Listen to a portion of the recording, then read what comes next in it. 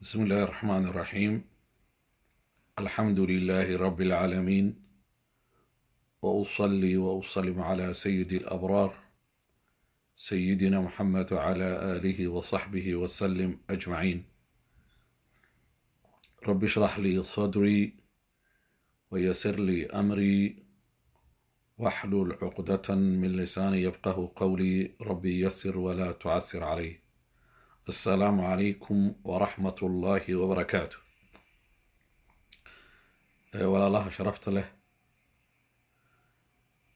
إلهي سبحانه وتعالى سلامتيسا إسلامك الدعاء meel kasta aad joogtaan ayaan idinku salaamay. assalaamu calaykum waraxmat ullaahi wabarakaatuh, oo micnaheeda ay tahay dushiin ha ahaato nabad iyo naxariista ilaahay subxaanahu wa tacaala iyo barako.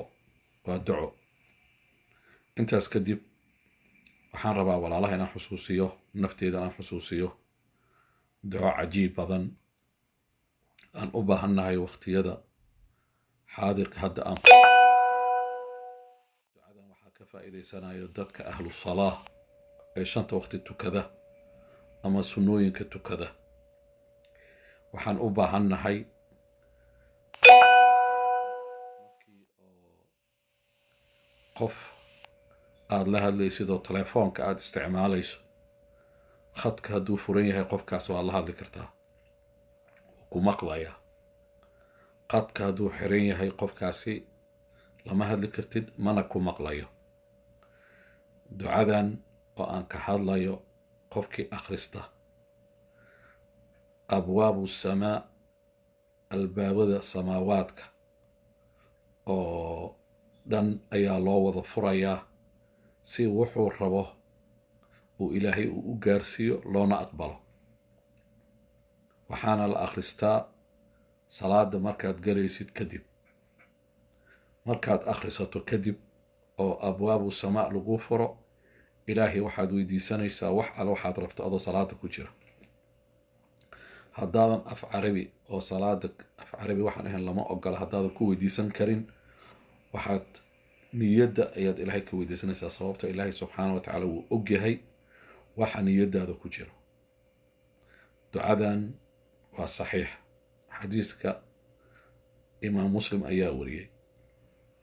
xadiiska sidan ayuu dhahayaa: cabdullaahi ibni cumar radia allahu tacaala canhuma, isagii aabiis ila ka raali noqdo, ayaa wuxuu yiri baynamaa naxnu nusalli maca annabiyi sala allahu calayhi wasalam, annagoo nebiga salaad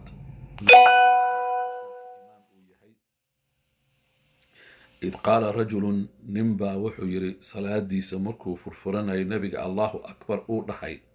nin ka mid a dadkii musalliinta wuxuu yiri oo qaala rajulun min alqawmi, ninkii wuxuu yidhi allahu akbar kabiira walxamdu lilahi kahiira wa subxaana allahi bukratan wa asiila. intaas ayuu yiri. waa maxa micnaheeda? allahu akbar kabiira, allahu akbar, ilaahay wax walba uu ka wen yahay. wax walbo awood sheeganayo, wax walbo maal sheeganayo, wax walbo wax insaan qiimo xaggiisa kale sheeganayo, ilaahay ayaa ka weyn. wuxuu ilaahay haystaa ka weyn.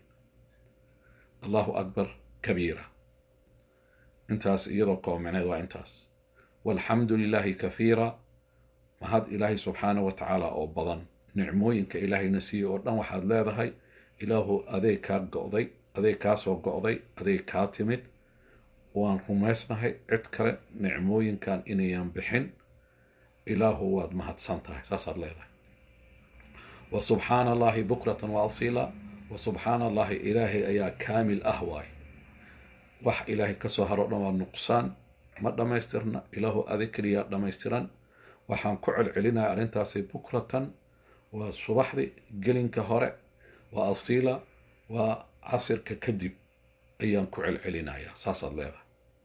marka ninkii intaas uu dhahay, rasuulka markuu salaada ka baxay calayhi salaatu wasalaam ayaa wuxuu yidhi man ilqaa'il يواكما قفك كهضلي كلمة داس كذا وكذا، يا وقفك لها الله أكبر كبيرة والحمد لله كثيرا وسبحان الله بكرة وأصيلا. قال رجل من القوم نندتك كمذا وحيري أنا يا رسول الله، رسولك إله أنا أدحي. مركز النبي وحيري عجبت وحان ليابي لها كلمات كاسئات كهذا شيء فتحت لها أبواب السماء، الباب سيد الله فرفوري كلمة سئات هذا الدرت الباب سيد الله فرفوري أيان ليابو يري. ابن عمر وحديث كان وحيري فما تركتهن، مركان مقلي دعاداس أو رسولك لهايو قفكي أخريا سماواتك الله فرايا أو وحو رب إلهي سبحانه وتعالى هوي ديستو كمتجن ما أنا جوجين ويري منذ سمعت رسول الله صلى الله عليه وسلم، ممكن رسولك عليه الصلاة والسلام ولهي يقول ذلك أرنكاس حد يدوه نبي عليه الصلاة والسلام يكتمت أدناه هديدان مركاد مقشه آد حفظيسه قف والبا أو مسلم أو ولالك أي ولاشا أقدبي أو حسيحان أدون قدبين سيلو قره أجرك أي ثوابك روح والبا أو مسلم أو آد قارسيسه وهلي دونه ومركله وفرين النبي كتمد عليه الصلاة والسلام عبد الله ابن عمر oo kamid aha culumadii asxaabta dhahay maalintan maqlay salaad kasta aan tukado si albaabada samaawaadka lagu furo wax u weydiisto ilaahay wallahi kama tagin akhrinteeda ilaa markaan maqlay laga bilaabo ilaa nolosheeda ka dhamaatay. ilaahay subxaanahu wa tacaala waa tawfiiq waaye inuu ilaahay ku xusuusiyo oo ilaahay uu ku waafajiyo inta idhagaysanaysa inta la gaarsiiyo waxaan ilaahay weydiisanaynaa ilaahu tawfiiqdana waafaji ducadan salaada markaan allahu akbar dhahno inaan ku xijino allahu akbar kabiira walxamdu lillahi kathiira wasubxaana allahi bukratan wa asiila oo samaawaadka markuu ilaahay uu noo wada furo aan dhahno ilaahu muraadkeenna caam iyo khaas noo sahal, ilaahu inta naga xanuunsan caafimaad buuxa si, ilaahu inta caruur aan wada dhalnay meel kasta ay joogaan ilaahu baariyaal ka wada yeel, ilaahu subxaanahu wa tacaala dhib iyo culayskana haysto naga qaad, shar iyo fitan noocay doonta ha ahaato makhluuqaadkaaga ka imaanaya ilaahu naga hay. ilaahu subxaanahu wa tacaala wax alle waxaan ku weydiisanay oo adduun ah oo khayr ku jira ilaahuna wada si, wax alle wixii shar ah ama fitan ah oo makhluuqaadkaaga ay sabab u yihiin ay ka imaanayaan ilaahu naga xijaab, wax alla wixii khayr ah oo janno iyo rido ahaanshaha ilaahay ay ugu horeyso ilaahu nasi. أقول قولي هذا وأستغفر الله لي ولكم والسلام عليكم ورحمة الله وبركاته.